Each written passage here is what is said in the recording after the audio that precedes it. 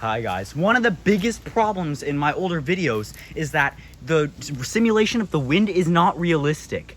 This will allow the wind to be actually rotating around the model interceptor at a reasonable scale. So this is undeployed and let's try it out. This is Tornado Puncher undeployed versus Tornado Wind Simulation Machine. Now this is, by the way, this is like a mock-up of the machine. It will look way better than this in the future. Undeployed. It just lifted up. In a realistic scenario with no walls, the driver would be dead very soon. All right, guys. So here we go. This is deployed.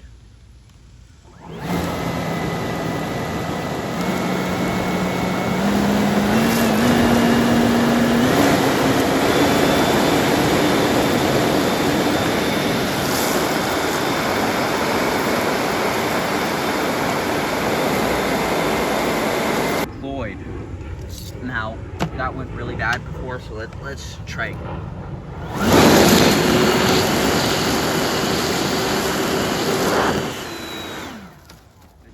Tornado Puncher on its own is just... This is my worst interceptor by function, and it's still too durable to get knocked over by this wind. If you want me to make a stronger realistic setup, like and comment below.